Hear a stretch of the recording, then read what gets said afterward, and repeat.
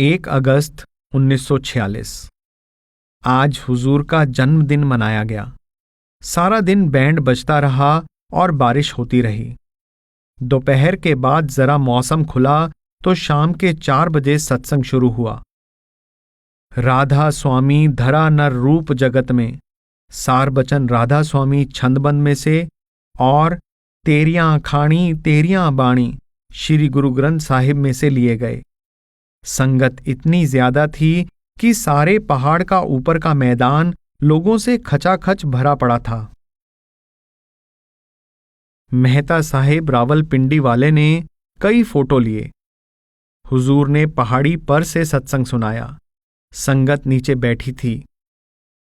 जैसे हजरत ईसा ने पहाड़ी पर से सरमन ऑन द माउंट दिया था। सत्संग के बाद कवि दरबार लगा। 4-5 लोगों ने अपनी अपनी कविता पढ़ी। एक ने आता है याद मुझको गुजरा हुआ जमाना की तर्ज पर कविता पढ़ी। दरबारी दास ने डेरा बाबा जैमल सिंह के सत्संग हॉल और सत्संग की महिमा में नज्म पढ़ी।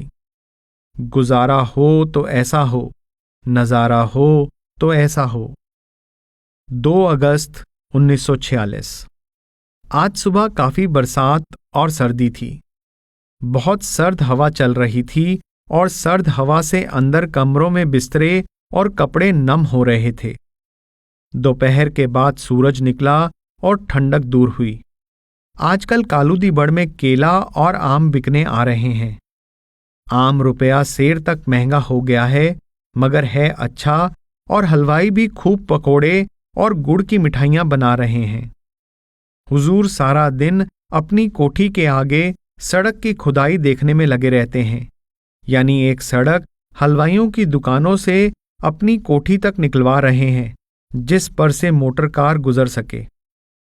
4 अगस्त 1946।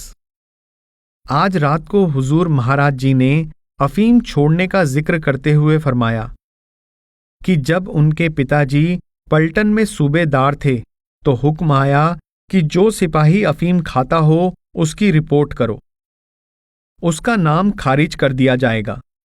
एक सिपाही बसंत सिंह को अफीम खाने की आदत थी।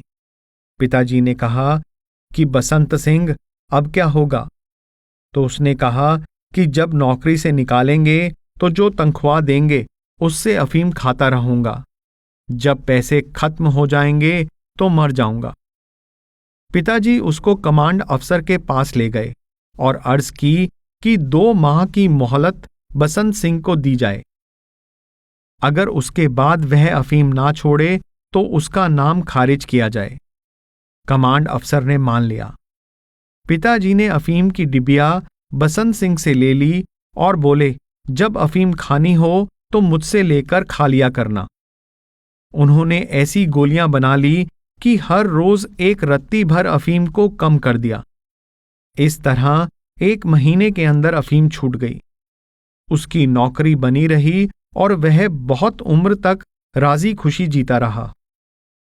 फिर फरमाया कि मेरे पिताजी को साधुओं से मिलने का बड़ा शौक था।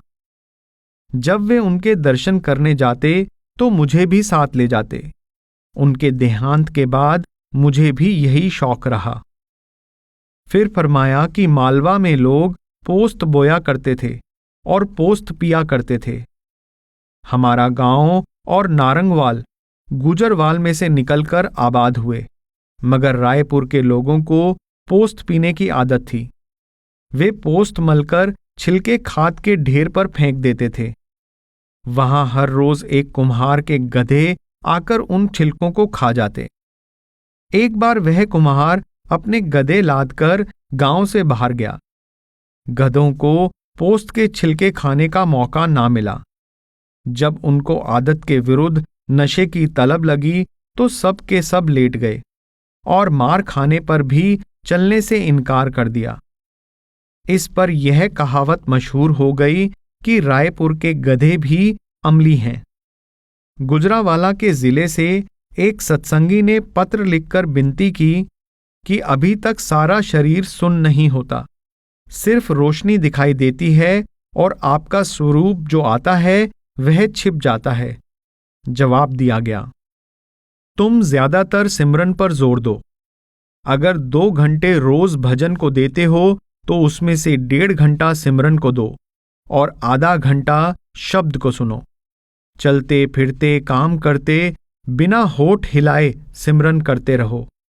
सोते समय भी सिमरन करो। जब शरीर सुन हो जाएगा और आत्मा ऊपर को जाएगी तो अंतर में स्वरूप आ जाएगा। असली स्वरूप तो तारामंडल, सूरज और चांद को पार करके आएगा। जब तक आत्मा अंदर ना जाए, बाहर से सद्गुरु के स्वरूप का ध्यान मानसिक कल्पना ही है। यह जो स्वरूप तुमको दिखाई देता है, यह मन का कल्पित है। यह भी अच्छा है। एक सत्संगी को नाम लिए करीब 1 महीना हुआ। वह लिखता है, जब से नाम लिया है उस वक्त से आपके हुक्म के अनुसार सिमरन और ध्यान के लिए बैठता हूं। चलता फिरता उठता बैठता सिमरन करता रहता हूं। बाकी जो आपने ध्यान के बारे में बताया है कि जिस ढंग से आपने कहा है, मैं बैठ नहीं सकता। लेकिन यह बात जरूर है कि कान बंद करते ही घंटों की आवाज सुनाई देती है। आवाज ऐसी होती है जैसे मंदिर में आरती करते वक्त जोर से घंटे बजाते हैं। अगर आपकी आज्ञा हो तो सीधी तरह चौकड़ी मारकर बैठकर ध्यान कर लूं, क्योंकि पांवों के बल मुझसे बैठा नहीं जाता।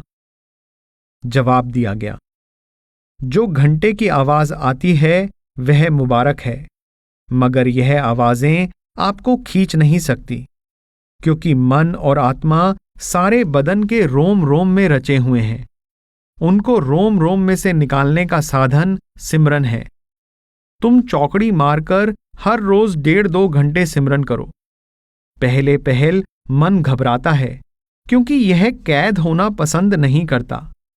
जब प्रेम प्यार से सिमरन करते रहोगे तो मन अंदर काम करने लगेगा और शांति तथा खुशी आ जाएगी। आत्मा सिमटने लगेगी। जब आंखों के ऊपर जाएगी तो रोशनी, तारामंडल, सूरज और चांद नजर आएंगे। उनसे परे सद्गुरु का स्वरूप आएगा तो घंटे की आवाज तुमको खींचने लगेगी। यह स्वरूप हमेशा तुम्हारे साथ रहेगा और तुमसे बातें करेगा। 10 अगस्त 1946। कालूदीबड़ में आज सुबह तड़के 2 बजे से बारिश शुरू हुई है और अब तक दोपहर के 12 बजे तक भी हो रही है। अभी तक काले बादल छाए हुए हैं। रात के खाने के बाद हुजूर ने फरमाया कि सद्गुरु और सेवक में जो प्यार होता है उसका नमूना दुनिया में नहीं है। हुजूर बाबा जी महाराज की जिंदगी में जब मैं डेरा आता था तो वे हमेशा मुझे अपने कमरे में जगा देते। एक बार वे शौच के लिए बाहर तशरीफ ले गए और मैं भजन में बैठ गया। जब वापस आए तो हंस पड़े और बोले, क्या पिद्दी का शोरबा, तुम क्या भजन करोगे, तुमको किया कराया मिलेगा। फिर एक बार मैं कोमरी से जेठ आषाढ़ के महीने में डेरा आया। जब गाड़ी से ब्यास स्टेशन पर उतरा तो सख्त धूप थी और मैं ठंडे पहाड़ से आ रहा था। 4-5 मिनट रेलवे स्टेशन पर आराम करने के बाद मन ने कहा कि चलो देखो कि सोहनी एक आदमी के इश्क में कच्चे घड़े पर दरिया पार करने से ना डरी। तुम तो सद्गुरु के दर्शन करने जा रहे हो। उन दिनों कोई सवारी नहीं होती थी, इसलिए जब पैदल कानेकी पहुंचा तो वहां कुछ जमींदार बैठे थे। कहने लगे, भाई इतनी तेज धूप है, अभी ना जाओ। मगर मैंने केवल 3-4 मिनट पांव ठंडे होने तक इंतजार किया, क्योंकि जूतों में पांव गर्म हो गए थे, और चल पड़ा। उधर बाबा जी महाराज, जो कभी धूप में बाहर ना निकला करते थे, धूप में घूमने लगे। उनकी सेवादार बीबी रुक्को ने उनको बहुत कहा कि महाराज जी धूप तेज है, अंदर आ जाइए। मगर वे कोई ना कोई बहाना करके धूप में घूमते रहे, मानो मेरी धूप को अपने सिर पर ले लिया हो। जब मैं डेरा से 200 कदम पर रह गया तो आप अपने अंदर के कमरे में जाकर भजन में बैठ गए और किवाड़ बंद कर दिए। आधे घंटे के बाद बाहर निकले और फरमाया, काका हठ ना किया करो। फिर बताया कि उस समय 1895 ईस्वी से पहले डेरा में कोई कुआं ना था। पानी दरिया से या दूर कुएं से लाया जाता था। ना कोई मकान था, सिर्फ बाबा जी की कोठरी और कच्ची गुफा ही थी। जब भंडाल, मांझे आदि से संगत आती तो उनको तकलीफ होती। कच्ची गुफा में ज्यादा आदमी नहीं समा सकते थे। अमृतसर के कुछ सत्संगियों ने कई बार कुआं और कोठरियां बनवाने को कहा, मगर बाबा जी राजी ना हुए। सत्संगियों ने मुझसे कहा कि तुम्हारा कहना मान लेंगे, तुम कहो। मैंने प्रार्थना की तो बाबा जी ने कुएं की मंजूरी दे दी। चुनाचे कुआं तैयार किया गया। 1 लाख ईंटें भट्टे से तैयार की गई। बाकी ईंटों से छोटा सत्संग घर बनाया गया। फिर वे कोठरियां बनाई जो अब 2 मंजिला हैं। जब इमारत बन रही थी तो बाबा जी महाराज फरमाने लगे, बाबू तू हमको कर्जाई करके मारेगा। उन दिनों वड़ाइच में दरिया ब्यास गांव को बहा रहा था। लोगों ने मुझसे कहा कि क्यों रुपया इमारतों पर नष्ट करते हो? किसी दिन दरिया आएगा और सबको बहाकर ले जाएगा। मैंने कहा, अगर इमारतें बनने पर सद्गुरु इनमें एक बार भी बैठ जाएं तो मेरी मेहनत और मेरा खर्च सब सफल हो गया। फिर अगर दरिया उनको बहा ले जाए तो मुझे अफसोस नहीं। फिर फरमाया कि मैंने एक डोली यानी झांपन अर्थात पालकी हुजूर बाबा जी के लिए बनवाई थी। जब वे मरी पहाड़ पर तशरीफ ले गए थे और वहां से डेरा भेज दी थी, हुजूर बाबा जी ने वही चाचा जी महाराज की सेवा में आगरा भेज दी। चाचा जी महाराज उसको इस्तेमाल करते रहे। अब तक वह पालकी स्वामी बाग में होगी। फिर फरमाया कि हुजूर बाबा जी महाराज तो केवल भजन के लिए पैदा हुए थे। बचपन से ही भजन करने लग गए और भजन में ही सारी आयु व्यतीत की। फरमाया करते थे कि हमारी कमाई के जौहर बाद में खुलेंगे, जैसा कि अब प्रकट हो रहा है। अमेरिका, बंबई, कराची, पहाड़ आदि सब जगह सत्संग फैल गया है। 11 अगस्त 1946। आज इतवार को भी बारिश 12 से 1 बजे दोपहर तक होती रही। हुजूर चबूतरे पर मलबा डलवाते रहे। हुजूर ने फरमाया कि सेवा सौभाग्य से मिलती है और कभी व्यर्थ नहीं जाती। जो 100 रुपया सेवा में लगाता है, स्वामी जी उसे 1000 देते हैं। जब मैंने नाम नहीं लिया था तो मैं अपनी सारी कमाई अपनी माताजी के आगे लाकर रखा करता था। कभी अपनी औरत को नहीं दी। अगर औरत मांगती तो कहता कि माताजी से ले लो। जब नाम ले लिया तो घर वालों से कह दिया कि अब गुरु का अधिकार पहले है। जो मेरी तनख्वाह से मेरे खर्च के बाद बचता, बाबा जी के सामने ला रखता। वे जो मुनासिब समझते घर वालों को दे देते और बाकी साध संगत की सेवा में खर्च कर देते। चुनाचे डेरा में कुआं, सत्संग हॉल, छोटा सत्संग घर, कोठरियां, नीचे की रसोई सब बाबा जी ने मेरी सेवा में से बनवाई। अब देखो कि उसके बदले में लाखों रुपया सालाना की आमदनी मेरे लड़कों को हो रही है। फिर हंसते हुए कहा कि एक जुलाहा किसी जमींदार की फसल काटने के लिए मजदूरी को गया। जब शाम को फसल काटते काटते थक गया तो जमींदार ने उससे कहा, ओ छोकरे, सूरज के नीचे हलंगा दे दे। इस पर जुलाहा बहुत घबराया और बोला, बाबा मुझे छुट्टी दो, मैं मजदूरी नहीं लेता, मुझे जाने दो। फिर पटवारी जी को कहा कि मैंने जमीनों का सब काम तुम्हारे सुपुर्द कर रखा है। कहावत है कि एक बार रात को एक गाड़ीवान सो गया तो चोरों ने बैल तो उतार लिए और आप गाड़ी को खींचने लग गए ताकि कुछ दूर जाकर गाड़ी छोड़कर भाग जाएं। जो सवारियां अंदर बैठी थी उनको गाड़ी की रफ्तार में अंतर का पता चला। वे गाड़ीवान से बोले कि अरे क्या हुआ? तो गाड़ीवान ने जवाब दिया कि गाड़ी को दाढ़ी वाले खींच रहे हैं। अब क्या वह गाड़ी को बीच में छोड़कर चले जाएंगे? इस पर चोरों को शर्म आई और उन्होंने बैल जोत दिए। 14 अगस्त 1946।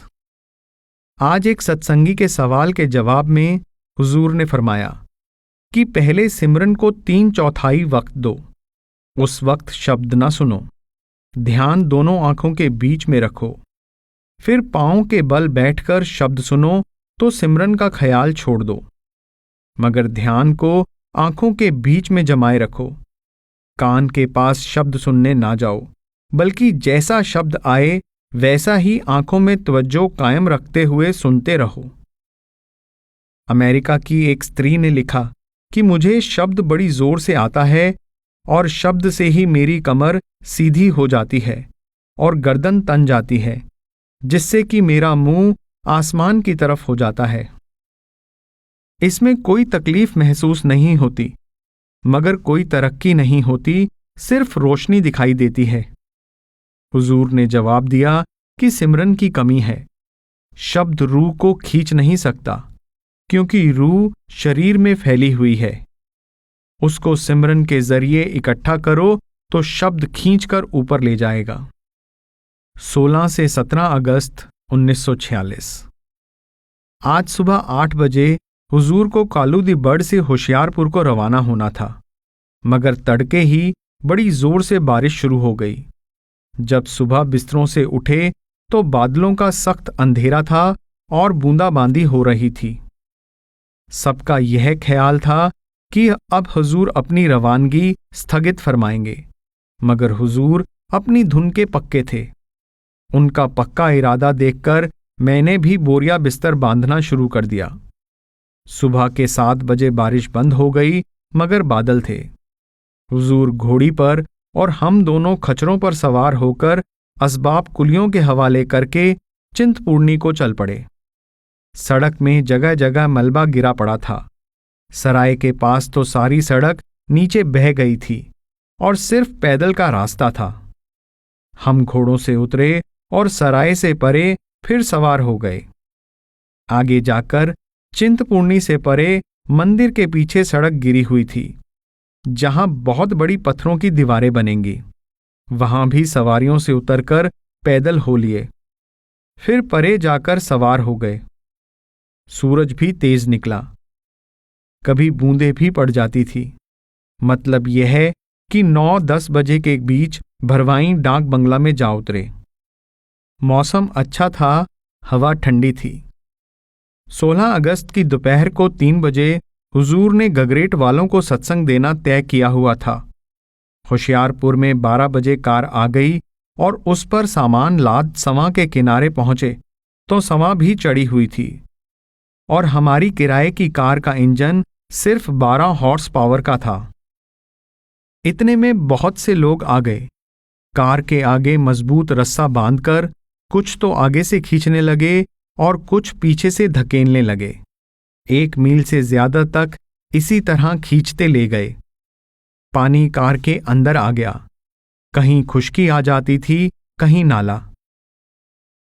दाएं हाथ को झंगी थी। उससे परे मैदान में सत्संग का इंतजाम था। हजारों लोग जमा थे।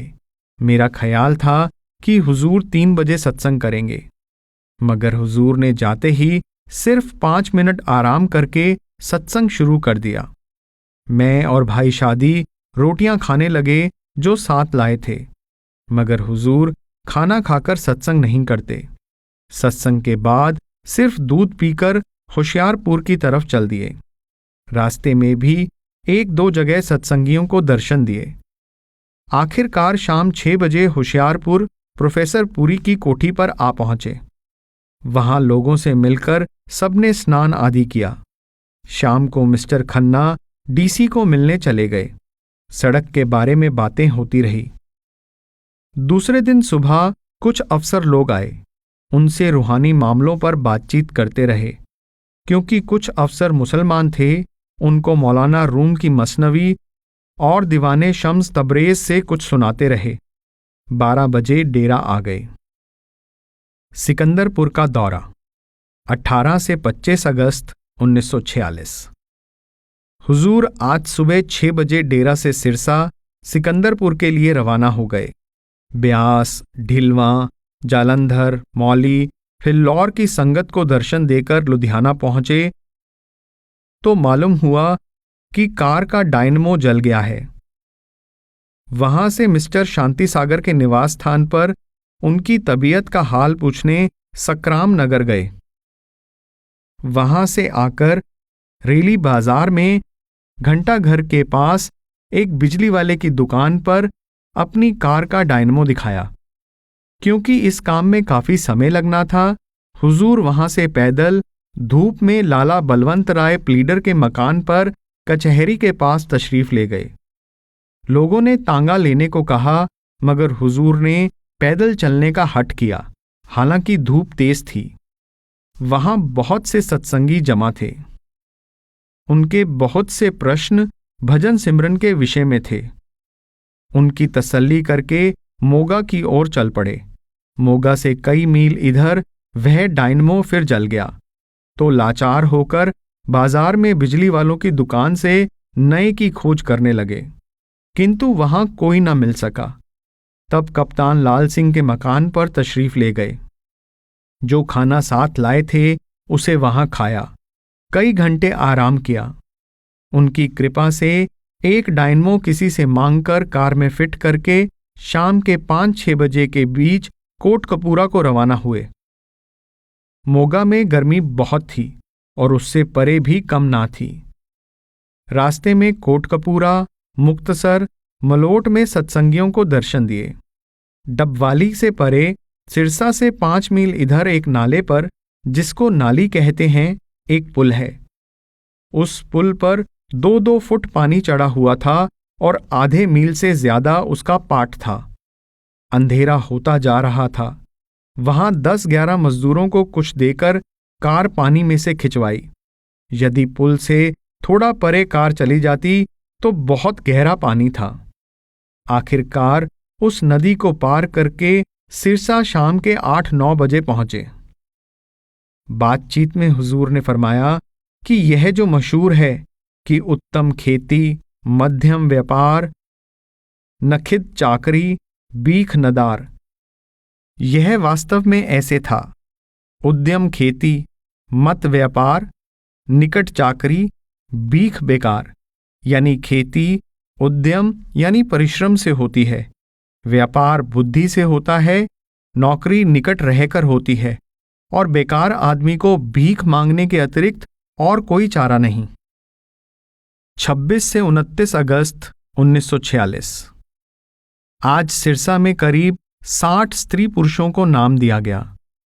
27 अगस्त को बड़े भाई साहिब के यहां ठहरे और 29 अगस्त की सुबह को सिरसा से रवाना होकर मोगा, जगराओं, लुधियाना की संगत को वक्त देते हुए शाम को डेरा पहुंच गए। मिस रुक के 17 अगस्त 1946 को लिखे पत्र का कुछ अंश।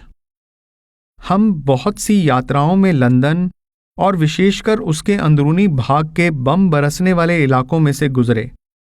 वे गलियां जो बहुत चहल पहल वाली आबादियों से घिरी हुई थी, अब वीरान हैं। उनमें प्रायः लड़ाई के बाद जंगली फूल उग रहे हैं और कभी कभी मकानों के टूटे फूटे तहखाने बड़ी दर्दनाक हालत में नजर आते हैं। इनकी अंदर की दीवारों के कागजों का रोगन झड़ता हुआ नजर आता है या किसी खंडहर में चूल्हे या सीढ़ियां दिखती हैं जो यह याद दिलाती हैं कि वे कभी उन व्यक्तियों के घर थे जो अब बेघर हैं या मर गए हैं। कोई कोई पक्का ब्लॉक दिखाई देता है जिसकी खुली खिड़कियों के किनारों पर टूटे हुए शीशे लगे हुए हैं। काले काले बड़े खंडहर नजर आते हैं जिनको अग्नि ने झुलसाया और बमों के टुकड़ों ने तोड़ा फोड़ा है। ना मजदूर मिलते हैं और ना मकान बनाने का सामान, इसलिए वे बिना मरम्मत के पड़े हैं। मैं ऐसी यात्राओं के बाद अपने मन पर बड़ा बोझ अनुभव करती हूं। उस रात को जिसका मैं वर्णन कर रही हूं, मैं एक डरावने स्वप्न के बाद जागी। और जैसा कि ऐसे स्वप्नों के बाद होता है, मैं बहुत ज्यादा सहमी हुई थी। मन का बोझ कम होने के बजाय बढ़ता गया। वह रात बड़ी भयानक थी। हवा जोर से चल रही थी। मैं होश में थी। मैंने प्रेत के जैसी आकार वाली छाया को अपने कमरे में घूमते देखा। वह मुझ पर काबू पाने की कोशिश कर रही थी। मैंने 2-3 बार नाम का सिमरन किया तो सद्गुरु का स्वरूप एकाएक प्रकट हो गया। आप खिड़की की ओर देख रहे थे और पीठ मेरी तरफ थी। मुझे लगा कि कमरा प्रेतों से खाली हो रहा है। आपने मुझे समझाया कि यह संसारी जीव हैं जो इन मकानों के मालिक थे और इनसे प्रेम करते थे। वे मौत के बाद भी वापस आकर इनमें रहने लगे। जब ये मकान खंडहर हो गए तो वे बहुत क्रोधित हुए, जिसके कारण यहां और विदेशों में बहुत सी हड़तालें, अशांति और बेचैनी हुई। वे नरक में पड़ी आत्माओं जैसी थी, जिनके समूह में मैं अनजाने में जा गिरी थी। आपकी पावन उपस्थिति के कारण उनको छुटकारा मिला और मेरे मन का वह भारी बोझ जाता रहा। डेरा में निवास 7 सितंबर 1946। आज शाम के 3 बजे डेरा से कार में चलकर बाबू गुलाब सिंह को साथ लेकर ढिलवां पहुंच गए। ढिलवां से घोड़ों पर सवार होकर 4 बजे बोताला गांव में गए ताकि स्वर्गीय सरदार बूढ़ सिंह का भोग डाला जाए। भोग की रस्म उनके घर के सामने बड़ के नीचे छाया में संपूर्ण की गई। संत ज्वाला सिंह जी हरखोवल वाले हुजूर के दर्शन के लिए तशरीफ लाए। ध्यान दें, संत ज्वाला सिंह यह एक सिपाही थे जो बाद में संत आया सिंह, जो कि संत करम सिंह के उत्तराधिकारी थे, के शिष्य बने। अपने निर्मल आचरण और प्रवचनों के लिए संत ज्वाला सिंह का बड़ा सम्मान किया जाता था। इन्होंने पंजाब दोआबा क्षेत्र में हरखोवाल के निकट डेरा संत घर की स्थापना की। हुजूर बड़े प्रेम और आदर सहित उनसे मिले और अपने पास गद्दी पर बिठाया। थोड़ी देर भोग का पाठ और बाबू गुलाब सिंह का सत्संग सुनकर वापस तशरीफ ले गए, क्योंकि उनको रेलगाड़ी में सवार होना था। उनके जाने पर हुजूर ने फरमाया कि ये कमाई वाले महात्मा हैं।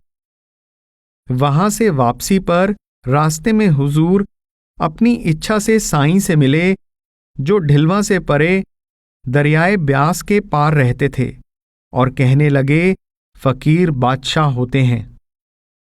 एक मेम साहिब ने इंग्लैंड से लिखा है कि रुडोल्फ स्टेनर की फिलॉसफी के विषय में आपका क्या विचार है।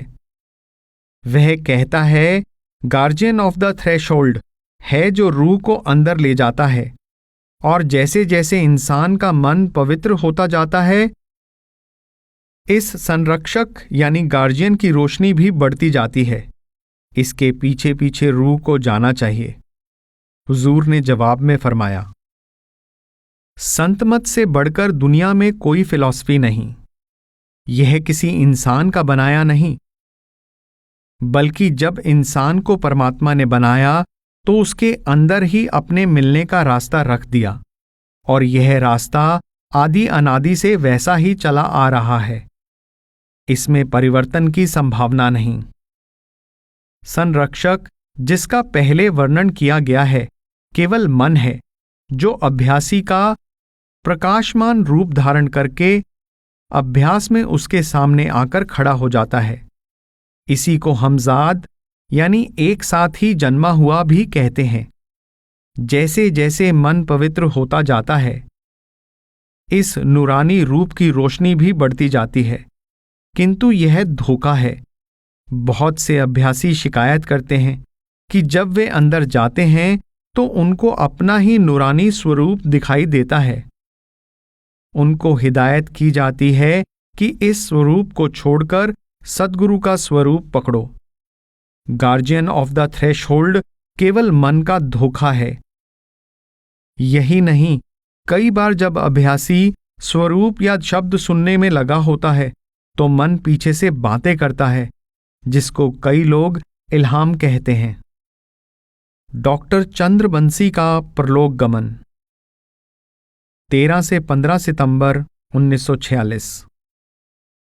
आज दोपहर के बाद 12 और 1 बजे के दरमियान मैं खाना खा रहा था कि मेरा भतीजा डॉक्टर हरनाम दास आया। मैंने पूछा कि तुमने आज खाने में बहुत देर कर दी, तो उसने जवाब दिया कि डॉक्टर साहिब के पास से आया हूं। अब तक उनको हाई ब्लड प्रेशर के कारण 3 बार दिल के दौरे पड़ चुके हैं। अगर फिर दौरा पड़ा तो बचना मुश्किल हो जाएगा। जब दौरा पड़ता है तो सांस रुक जाती है, जिसके कारण आंखें बाहर को आने लगती हैं। मैं खाना खाकर अपने कमरे में आ गया तो थोड़ी देर बाद ही खबर आई कि डॉक्टर साहिब की हालत खराब है। चुनाचे मैं रवाना हो गया। रास्ते में हुजूर महाराज जी भी उसी ओर जाते मिल गए। डॉक्टर साहिब और उनके बाल बच्चे सरदार जोत सिंह वाली कोठी में ठहरे थे। ऊपर की मंजिल में जाकर देखा तो डॉक्टर साहिब दोनों कमरों के दरमियान बरामदे में चारपाई पर मुर्दा पड़े थे। चेहरे का रंग पीला था। लगता है कि जब तीसरा दौरा पड़ने के बाद डॉक्टर साहिब को होश आया तो उन्होंने अपनी दोनों बेटियों से कहा कि मुझे आराम है, तुम जाकर खाना खा आओ। चुनाचे वे तो नीचे खाना खाने गई और उनको चौथा दौरा पड़ा। उनकी धर्मपत्नी उनके पीछे सहारा देकर बैठ गई और डॉक्टर साहिब इस दिल के दौरे के कारण चोला छोड़ गए। किंतु उस बिचारी को यह लगता रहा कि वे आराम कर रहे हैं और जिंदा हैं। डॉक्टर हरनाम दास आ गया और उसने हाल देखकर कहा कि डॉक्टर साहिब तो चल बसे। उनको चारपाई पर लिटा दिया और 4 बजे डॉक्टर साहिब के शरीर को दाह संस्कार के लिए दरियाए ब्यास के किनारे ले गए। डॉक्टर साहिब ने जो भलाई का काम किया वह डेरा तक ही सीमित ना था। आसपास के बीमार देहाती भी उनसे दवाई लेते थे। किसी से कोई फीस नहीं लिया करते थे और गरीब और अमीर सबको बिना पक्षपात के दवाई देते थे। अगर एक गरीब बीमार को महंगी दवाई की आवश्यकता समझते तो महंगी दवाई देते। ऐसा शरीफ, लोभ लालच रहित, पवित्र इंसान या डॉक्टर बहुत कम देखने में आता है। पत्नी से बहुत प्रेम रखते थे और कहा करते थे कि कई जन्मों से हम में यह संबंध चला आ रहा है और आगे भी रहेगा। यह भी कहते थे कि कई जन्मों से हम यही डॉक्टरी का धंधा करते चले आए हैं। कोई कहता था कि हुजूर ने फरमाया कि जब रामचंद्र जी महाराज ने श्री लक्ष्मण के मूर्छित होने पर वैद्य को बुलाया तो उस समय यही थे। सब लोग उनकी शराफत और सद्भावनाओं से बहुत प्रभावित थे। सबको उनसे जुदा होने का हार्दिक अफसोस हुआ। संस्कार के बाद हुजूर ने खुद उनके मकान पर जाकर उनके परिवार को बहुत तसल्ली दी कि तुम्हारा उनके साथ इतना ही संबंध था और उनको शरबत आदि पिलाया। दूसरे दिन सरदार कृपाल सिंह साहिब लाहौरी 10 बजे के करीब हुजूर के पास तशरीफ लाए। मैं भी मौजूद था। बड़े साहिबजादे साहिब भी तशरीफ ले आए। उन्होंने हुजूर से कहा कि वह हुजूर बाबाजी महाराज के साथ हुई अपनी घटनाओं को बयान करें। चुनाचे साहिबजादा बचन सिंह साहिब को संबोधित करके हुजूर ने फरमाया, मैं सर्विस में घर से बाहर रहता था और यह घर पर रहता था। इसकी संगत खराब हो गई तो मैंने हुजूर बाबाजी महाराज से विनती की कि यह लड़का मुझे बहुत तंग करता है। इस पर बाबाजी महाराज बोले, पहले अपनी तो फिक्र कर लो। मगर मेरी समझ में उस वक्त यह बात ना आई।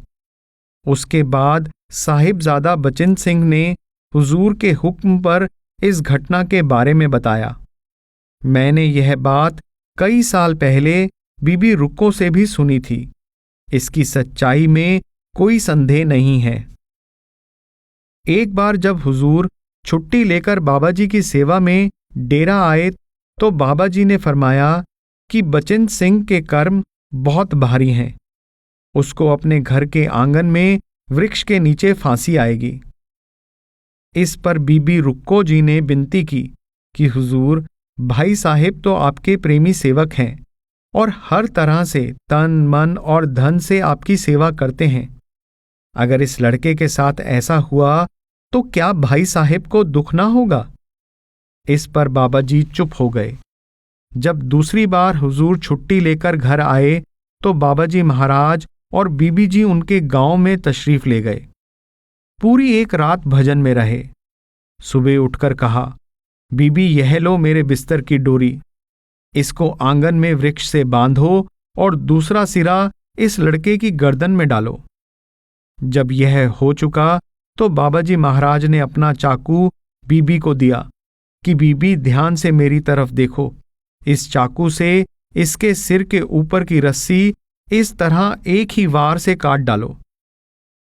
चुनाचे बीबी जी ने ऐसा ही किया तो बाबा जी ने फरमाया कि जा, तुझे स्वामी जी महाराज ने बख्श दिया। इसके बाद डॉक्टर साहिब की पत्नी ने हुजूर से पूछा कि हुजूर, डॉक्टर साहिब को कहाँ ले गए हैं? हुजूर ने फरमाया कि मैं तुमको अकेले में बताऊंगा।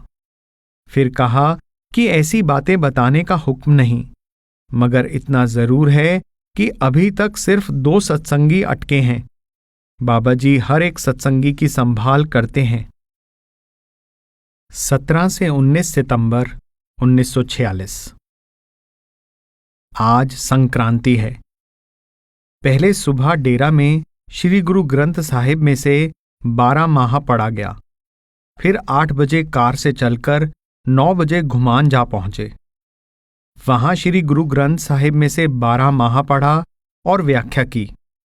जो रास्ता गांव के बाहर नहर को जाता है उसमें बरसात से बड़े बड़े गड्ढे हो जाने के कारण और रास्ता नीची सतह पर होने के कारण पानी से भरा रहता है।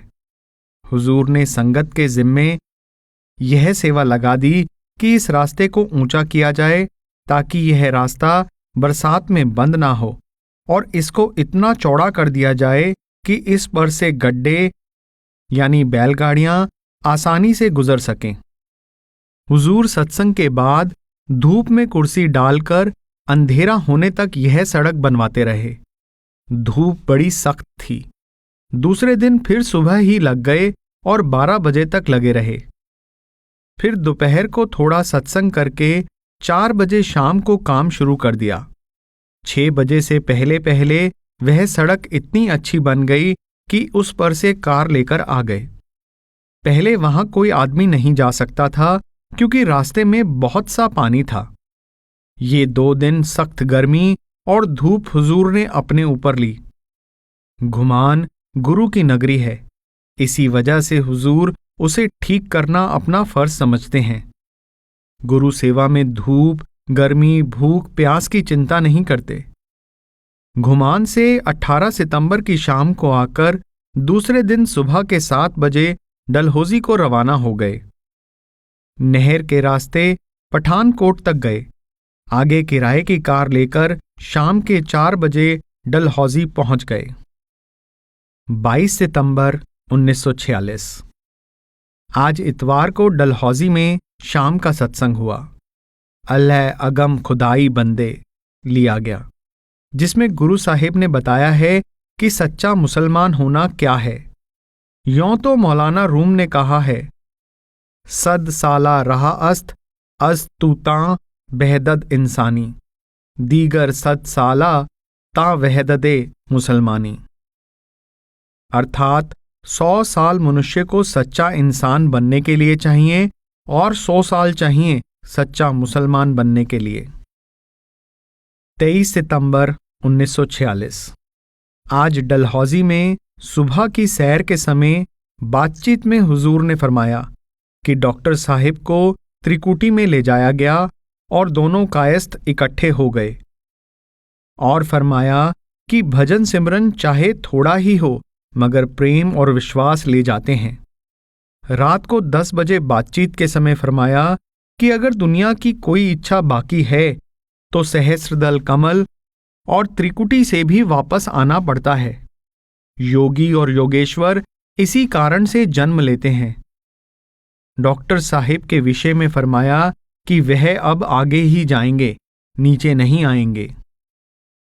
24 सितंबर 1946। आज शाम को सत्संगी बरामदे में जमा हो गए। एक डॉक्टर सत्संगी ने कहा कि विलायत की किसी मेडिकल पत्रिका में उन्होंने पढ़ा कि एक बीमार की टांगें और पांव सो गए। वह शोर करने लगा कि ये तारे, सूरज और चांद कहां से आ गए और इतनी जबरदस्त रोशनी है कि मैं सहन नहीं कर सकता। डॉक्टर लोग इसे मन का वहम समझते हैं। हुजूर ने फरमाया कि बीमारी में कई बार मन और रूह थोड़े से सिमट जाते हैं, तो यह नज़ारे जो अभ्यासियों को मेहनत से दिखाई देते हैं उन बीमारों को दिखाई देने लग जाते हैं। जब मैं पेशावर में था तो एक औरत बीमार पड़ी थी। उसका वैद्य घर पर ना मिला। औरत का चक्र खुला हुआ था।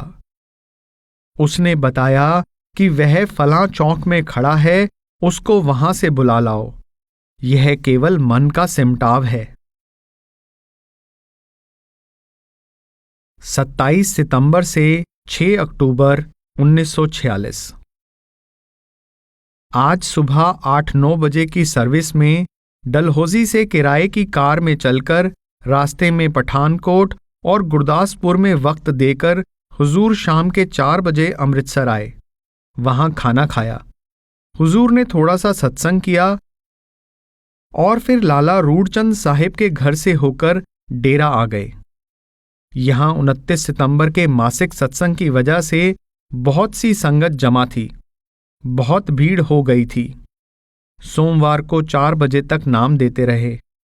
अक्टूबर के पहले हफ्ते में श्री गुरु ग्रंथ साहिब के भोगों की भरमार रही। पहले घुमान, फिर वीला बजू, फिर नुस्सी में भोग डाले गए। मगर श्री गुरु ग्रंथ साहिब के पाठ के बाद जो अरदास पढ़ी जाती है उसका तरीका हर एक भाई जी का अलग अलग ही देखा गया। कल 7 अक्टूबर की सुबह को वजीराबाद जाकर लाला मिल्खीराम टिम्बर मर्चेंट के लड़के की शादी से 2 दिन पहले सत्संग करेंगे। 10 तारीख को बारात जाएगी। 9 अक्टूबर को वापस आ जाएंगे। वजीराबाद और लायलपुर का दौरा 7 से 8 अक्टूबर 1946। हुजूर आज सुबह 8 बजे डेरा से चलकर अमृतसर होते हुए लाहौर रावी रोड पर सत्संग घर गए। वहां संगत को दर्शन देकर आगे रवाना हुए तो मुरीद की और कामोंकी में संगत बड़ी सड़क के किनारे बैठी थी और वहीं पर उन लोगों ने सत्संग घर बनाने के लिए जमीन खरीद रखी है। वहां सत्संग घर बनाया जाएगा। वहां एक एक शब्द पढ़कर गुजरांवाला पहुंचे। वहां भी एक शब्द पढ़कर वजीराबाद 2 बजे पहुंच गए। जाकर खाना खाया। शाम को 5 बजे से 6:30 बजे तक सत्संग किया। उस वक्त तो संगत ज्यादा ना थी, मगर रात को भिन्न भिन्न स्थानों से संगत आती गई। दूसरे दिन सुबह सिर्फ सत्संगियों की ही नहीं बल्कि दूसरे लोगों की भी बड़ी भीड़ सत्संग घर में इकट्ठी हो गई। मुसलमान भी काफी थे। हुजूर ने पाठ पढ़ियो और वेद बिचारियो और तेरिया खाणी तेरिया बाणी श्री गुरु ग्रंथ साहिब में से पढ़वाकर खूब व्याख्या की और फारसी फुकराए कामिल यानी संत सद्गुरुओं के कलाम से साबित किया कि जो शिक्षा गुरु नानक की है वही मौलाना रूम, शम्स तबरेज और ख्वाजा हाफिज की भी है। शाम के सत्संग में भीड़ और भी ज्यादा थी। 9 से 10 अक्टूबर 1946। आज सुबह एक शब्द पढ़वाकर और सेराबंदी की रस्म हो चुकने के बाद हुजूर लायलपुर की तरफ खानकी हेड सागर बांध के रास्ते नहर की पटरी पटरी रवाना हुए। सागर से 2 शाखाएं हो जाती हैं। वहां से आगे फिर 3 शाखाएं निकलती हैं। मियां अलीरख ब्रांच, झंग ब्रांच पर से सांगला हिल होते हुए लायलपुर 110 मील का फासला तय करके पहुंच गए। लायलपुर में शाम के 5 बजे सरदार सेवा सिंह की माताजी का अंतिम भोग था, जिसमें बड़े बड़े अफसर और प्रतिष्ठित व्यक्ति शामिल थे। इस भोग में उपस्थिति कई हजार की होगी। हुजूर ने गुरु अमरदास जी की वाणी तेरियां खाणी तेरियां बाणी की खूब व्याख्या करके फरमाया कि नाम चारों खानियों और बाणियों से परे है। दुनिया की किसी किताब या किसी खानी में नाम नहीं है, नाम केवल मनुष्य के अंदर है। आगे वर्णित नुस्खा हुजूर हमेशा दिल और दिमाग की कमजोरी के लिए लोगों को बताया करते हैं। दिल और दिमाग को ताकत देने वाला नुस्खा। छोटी इलायची का बीज 2 तोले, तबाशीर नीलकंठ 4 तोले, सर्द चीनी 6 माशे, मगज बादाम मुक्शर 8 तोले, चारों मगज बराबर बराबर 8 तोले। इन सब चीजों को अलग अलग बारीक पीसकर इकट्ठा कर लें और उसके बराबर मिश्री कूजा पीसकर मिलाएं। खुराक 1 तोला सुबह गाय के मक्खन के साथ। खटाई, कच्चा मीठा, भोगविलास आदि से परहेज करें। लायलपुर से रात के 9 बजे चलकर सुबह के 2 बजे डेरा पहुंचकर सो गए। सुबह 6 बजे फिर डॉक्टर ईशर सिंह की सुपुत्री के आनंद कारज के लिए कपूरथला गए। वहां कुछ बारातियों ने आग्रह किया कि दूल्हा दुल्हन को श्री गुरु ग्रंथ साहिब के चारों ओर घुमाकर फेरे दिए जाएं, मगर हुजूर ने स्वीकार ना किया। सिर्फ श्री गुरु ग्रंथ साहिब में से 4 लावां और उसके बाद शब्द आनंद साहिब पढ़ा गया और विवाह की रस्म संपूर्ण हो गई। उसके बाद हुजूर ने शाम के 4 बजे फिर कपूरथला में सत्संग किया और वहां से 6:30 बजे चलकर जालंधर शहर आए। वहां राय बहादुर लाला शंकर दास के साहिबजादे की शादी थी। शाम के 8 बजे मिलनी थी, जिसमें हुजूर की मौजूदगी जरूरी थी। लड़की वालों के घर के बाहर रंग बिरंगे बिजली के बल्ब चमक रहे थे और बिजली का एक गोल चक्र रंग बिरंगी रोशनी देता हुआ घूम रहा था। मिलनी से पहले एक पंडित जी ने कुछ श्लोक संस्कृत में पढ़े। उसके बाद उनको दुल्हन के घर के अंदर ले गए। वहां दूल्हा दुल्हन ने एक दूसरे के गले में हार डाले। इस रस्म को हुजूर ने बहुत पसंद किया। इसके बाद बारात को मेज कुर्सियों पर खाना खिलाया गया, मगर हुजूर मिलनी के बाद डेरा वापस आ गए। हुजूर अपने सेवकों के लिए इस कदर मेहनत करते हैं कि दिन रात सफर करते हैं और इस 89 साल की उम्र में सैकड़ों मील का फासला तय करके अपने सेवकों के समारोह पर पहुंच जाते हैं। परौर का दौरा 13 से 14 अक्टूबर 1946। आज सुबह के 9 बजे डेरा से कार में रैया और नहर की पटरी के रास्ते पठानकोट होते हुए परौर तहसील पालमपुर को रवाना हुए। वहां सत्संग घर के लिए पत्थर गड़े जा रहे थे और इमारत बनाने का इरादा था। धर्मशाला में एक दस्तावेज की भी रजिस्ट्री करवानी थी। पठानकोट के करीब हमारा देसी डायनमो डिस्चार्ज हो गया, इसलिए पठानकोट जाकर हुजूर तो पास ही एक सत्संगी के मकान पर संगत को दर्शन देने चले गए और हम लोग एशियाटिक ट्रांसपोर्ट में अपना नया डायनमो लगवाने गए।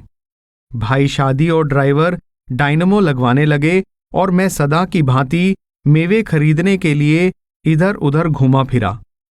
वहां से हम 12 बजे आगे रवाना हुए। आजकल कांगड़ा वैली का नज़ारा देखने योग्य है।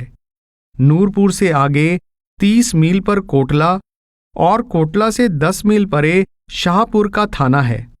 बस वहां से निकलकर असली घाटी का दृश्य है। चारों तरफ हरियाली ही हरियाली नजर आती है। ऐसी हरियाली न गलियों में देखी, न डलहौजी के पहाड़ों में, न भरवाई, न जिला गुरदासपुर में और न ही होशियारपुर में। गलियां यानी कोहमरी की नथिया गली, खैरा गली आदि को गलियां कहा है। मौसम बहुत अच्छा और धूप सुहावनी थी, न सर्दी और न गर्मी थी। चारों तरफ दूर दूर पहाड़ों का घेरा, बीच में चौड़ा मैदान जिसमें जगह जगह पानी के चश्मे बह रहे हैं और सब तरफ धान ही धान है। आजकल धान काटकर ढेर लगा रहे हैं। गग्गल से एक सड़क धर्मशाला को, दूसरी पालमपुर को, तीसरे दाएं हाथ कांगड़ा शहर को जाती है, जो यहां से 1 मील है। गग्गल में दुकानें हैं, बल्कि दुकानें तो यहां पर आधे आधे मील पर आती हैं, जिनमें काफी कारोबार होता होगा, क्योंकि इनमें काफी माल भरा हुआ दिखाई देता है। गग्गल से हम कांगड़ा गए। वहां नायब तहसीलदार ठाकुर दयाल सिंह और काफी संगत क्लब में मौजूद थी। वहां 15-20 मिनट ठहर कर आगे चले, मगर वहां खाना ना खाया। आगे जाकर नगरोटा से 3-4 मील इधर एक खड्ड चल रही थी। उस पर हरी हरी घास लगी थी। वहां बैठकर खाना खाया जो साथ लाए थे, और खाना खाने के बाद मोटर कार में सवार हुए। हुजूर ने फरमाया कि बाबाजी महाराज फरमाते थे कि तुम्हारा जन्म जिला कांगड़ा में होना था, मगर क्योंकि सब संबंधी जिनसे लेन देन का हिसाब था लुधियाना जिले में थे, इसलिए यहां जन्म हुआ। करम गति टारे नाही टरी। अब फिर कांगड़ा के जिले में आना पड़ा। वहां से परोर आए। 5 बजे सत्संग शुरू हुआ। संगत ज्यादा ना थी। दूसरे दिन सुबह 10 बजे से 12 बजे तक सत्संग हुआ। परोर में सत्संग घर बनाने के लिए पत्थरों की ढुलाई की सेवा हो रही है। 15 अक्टूबर 1946। आज सुबह सत्संग में तुलसी साहिब की घट रामायण में से संतों की महिमा पढ़ी गई। इसके बाद स्वामी जी की वाणी में से हंसनी क्यों पीवे तू पानी, सागर शीर भरा घट भीतर, पीवो सूरत तानी लिया गया। अर्थात संसार की लज्जतें और विषय विकार ऐसे हैं जैसे पानी का पीना, जबकि इंसान के अंदर दूध का समुद्र भरा है, यानी नाम है। जग को जार धसो नभ अंदर, मंदर परख निशानी। इस क्षण भंगुर संसार को भट्टी में डालो और रूह को अंदर ले जाओ। देखो अंदर कैसे कैसे महल और मंदिर है। गुरमूरत तू धार हिये में, मन के संग क्यों फिरत निमानी। अगर तू गुरु को अपने अंदर खड़ा करे तो मन की गुलामी से छूट जाए। करम भरम बस सब जग बौरा, तू क्यों होत दीवानी। सब दुनिया मूर्ति तीर्थ हज दान पुण्य में फंसी हुई है, तुम क्यों इनके साथ पागल हुए जाते हो। तेरा धाम अधर में प्यारी, क्यों धर संग बधानी। यह दुनिया तेरा वतन नहीं, तेरा वतन तो सतलोक है, क्यों तू दुनिया में फंस रही है। 17 अक्टूबर 1946। आज कांगड़ा शहर में सत्संग घर के लिए 17 कनाल जमीन का दान पत्र शेर सिंह हवलदार की तरफ से भेंट किया गया। रजिस्ट्री करवाई गई। वीरवार 17 अक्टूबर को परोर में 200 स्त्री पुरुषों को नाम दिया गया। नाम देने के बाद एक 10 वर्ष की लड़की की रूह चढ़ गई और लाला निरोध चंद राजपूत की 8-9 वर्ष की लड़की की रूह की भी यही स्थिति रही। दूसरे दिन भी यही हालत देखी। उनकी धर्मपत्नी सत्संग सुनते सुनते शरीर से बेसुध होकर ऊपर के मंडलों को चली जाती है। यह मैंने स्वयं देखा कि वह बैठी है, दोनों हाथ जोड़े हुए हैं और उसको कोई होश नहीं, आंखें बंद हैं। ऐसी हालत में कई घंटे बैठी रही। 19 अक्टूबर 1946। आज सुबह हुजूर ने सत्संग में फरमाया कि जब मैं नौकरी में था तो कई बार ऐसा होता कि साइस घोड़ा लिए बाहर खड़ा है, मुझे दौरे पर जाना होता था, मगर मैंने कोई वाणी पढ़ी और प्रेम भाव में मग्न हो गया और उसी वक्त भजन पर बैठ गया। 20 अक्टूबर 1946। आज इतवार को परौर से सुबह 8 बजे चलकर हवलदार शेर सिंह के बंगले में सत्संग घर की जमीन देखी और एक कोठी बनाने का हुक्म दिया। फिर कांगड़ा जाकर क्लब घर के मैदान में सत्संग किया। कांगड़ा छोटा सा शहर है, यहां देवी पूजा का जोर है, इसलिए सिवाय सत्संगियों के दूसरे लोगों की उपस्थिति अधिक ना थी। हुजूर ने सत्संग 11 बजे से पहले पहले कर दिया और वहां से चलकर पठानकोट 1:30 बजे के करीब आ पहुंचे। रास्ते में सड़क के दोनों ओर हरियाली नजर आती थी। कांगड़ा की घाटी सब पहाड़ों से अधिक हरी भरी मालूम होती है। पठानकोट में 15-20 मिनट लग गए। वहां संगत जमा हो गई। फिर वहां से आगे चलकर गुरदासपुर से परे सड़क के किनारे खेत में खाना खाया। शाम के 4 बजे के बाद अमृतसर आ पहुंचे। वहां पास ही लाला चेलाराम के बाग में असंख्य साधु जमा थे। स्त्रियों और पुरुषों के झुंड उनके दर्शन को आ रहे थे। हुजूर ने कहा कि अमृतसर दानी शहर है और यह बिल्कुल ठीक है। ऐसी साधु सेवा और किसी शहर में ना होती होगी। लेकिन इन औरतों और आदमियों को क्या मालूम कि सच्चा साधु पास ही उपदेश दे रहा है। दुनिया तो भगवे कपड़ों की पूजा करती है, साधुओं की उनको पहचान नहीं। साधु की पहचान साधु ही सिखाते हैं। डेरा में दिवाली 24 अक्टूबर 1946।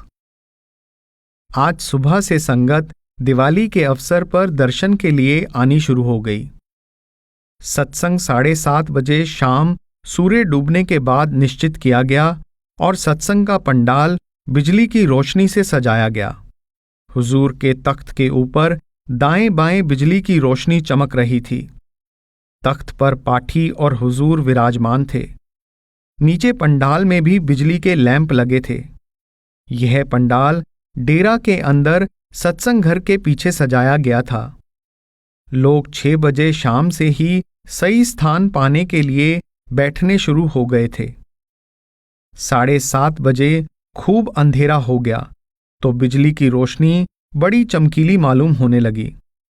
दरमियान में हुजूर का नूरानी चेहरा था। कार्तिक का महीना स्वामी जी की वाणी में से लिया गया। बाद में Sardar Harbans Singh postmaster, Sardar Gurbachan Singh retired station master, mister Darbari Das उडारू, सरदार बंता सिंह पहरेदार और दीवान अली ने अपनी अपनी कविताएं सुनाई। इनमें से सरदार गुरबचन सिंह के सेवैये आलिमाना और गुरु 10वीं पातशाही की शैली पर थे। दीवान अली और पोस्टमास्टर की तर्ज सिनेमा के रागों जैसी थी। उडारू के गाने में हुजूर महाराज जी को बाबाजी महाराज द्वारा मरी में पहली बार दर्शन और नाम दिए जाने की कहानी थी। पूरा 1 घंटा खूब कविता की चहल पहल रही। हुजूर ने फरमाया कि जैसा यह बाहरी प्रेम है, अगर अंदर से भी ऐसा ही प्रेम हो तो क्या ही अच्छा हो। अगर प्रेम का नजारा देखना है तो पहाड़ में जाकर देखो कि लड़कियां घंटा घंटा भर हमारी ओर देखती रहती हैं। आंखें नहीं झपकती और ना ही उनको अपने शरीर की सुध होती है। इसका नाम प्रेम है। तुलसी साहिब की गजल, सुन ए तकी न जाइयो जिनहार देखना, अपने में आप जलवाए दिलदार देखना, जिसका मक्ता यानी आखिरी शेर है, मिलना तो यार का नहीं मुश्किल, मगर तकी दुश्वार तो यह है कि है दुश्वार देखना। मतलब यही है कि प्रेमी प्रियतम को देखे तो तन मन की सुध ना रहे। यह गजल सत्संग के अंत में पड़ी गई। आखिर में गुजरात के एक प्रेमी ने विरह का राग गाया, शायद मीराबाई का होगा। सजनवा क्यों लाई है देर, अंधेर सवेर आदि। इसके बाद फुलियों का प्रसाद बांटा गया। रात के 9:15 बजे यह सभा समाप्त हुई। हुजूर के मकान पर और कई अन्य मकानों पर दीपमाला की गई।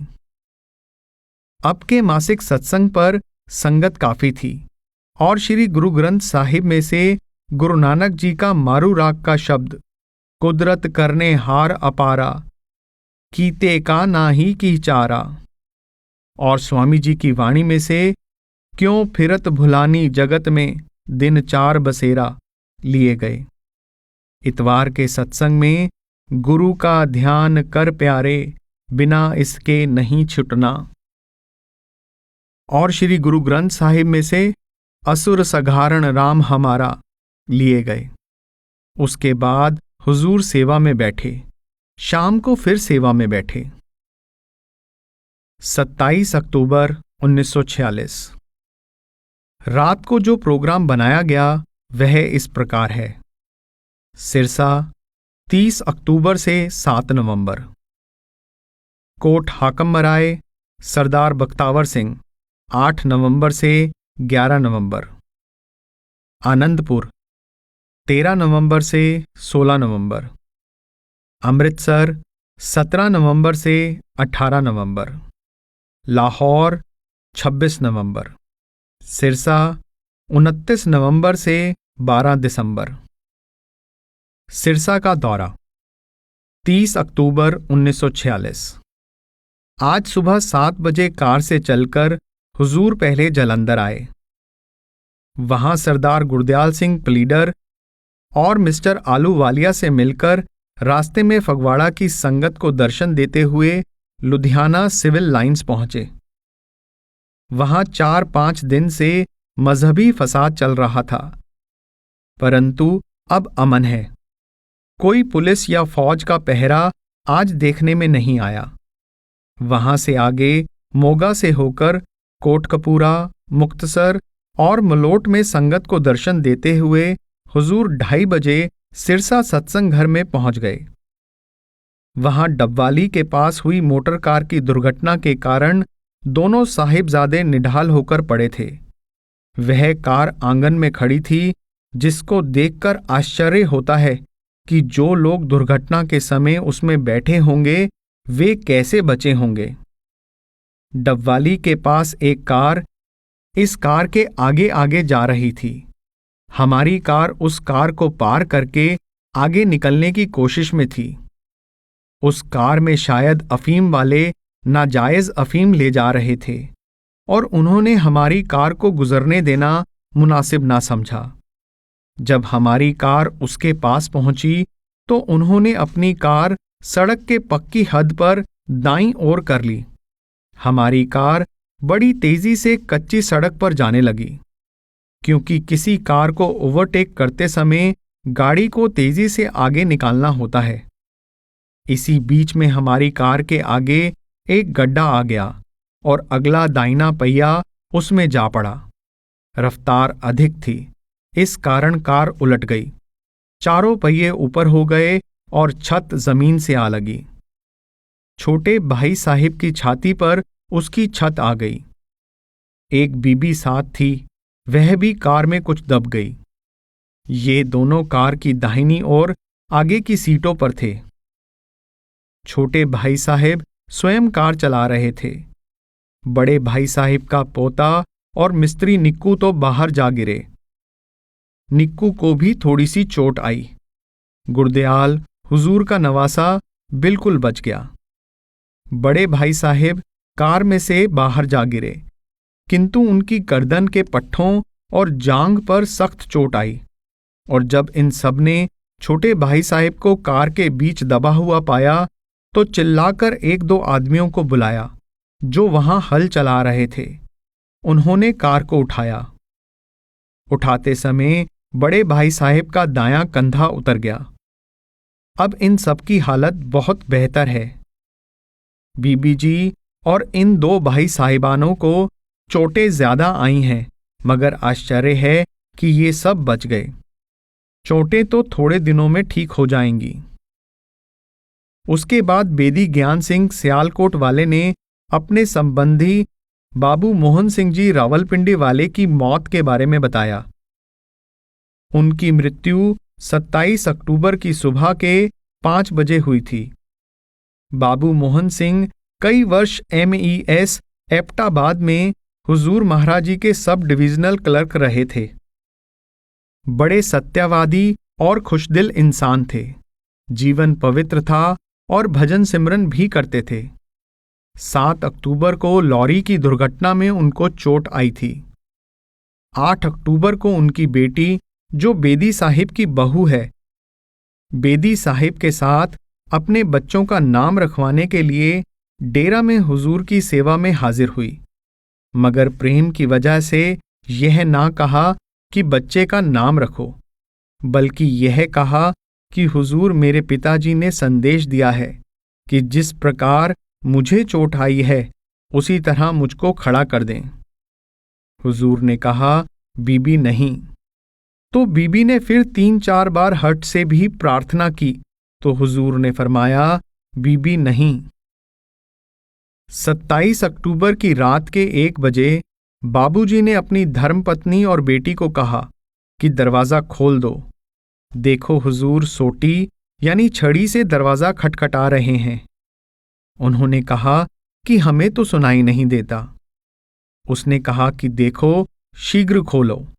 दरवाज़ा खोला गया और बाबूजी ने फरमाया कि हुजूर तशरीफ ले आए हैं, कुर्सी लाओ। चुनाचे कुर्सी लाई गई, किंतु उन दोनों स्त्रियों ने कहा कि हुजूर हमें तो दिखाई नहीं देते, हम तब जाने जब हमें दिखाई दें। इस पर उन दोनों को हुजूर कुर्सी पर विराजमान दिखाई देने लगे। फिर बाबूजी ने अपनी पत्नी से कहा कि तुम मोह की बातें ना करो, हुजूर फरमाते हैं कि तुम्हें लेकर जाएंगे। तो उनकी पत्नी ने कहा कि हुजूर अगर आपकी इच्छा है तो अपने बच्चे को ले जाएं। 4 घंटे हुजूर कुर्सी पर बैठे रहे।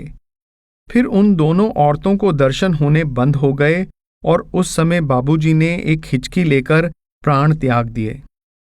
संतों की वास्तविक पहचान और असली करामात यही है कि अपने सेवकों की अंत समय संभाल करते हैं।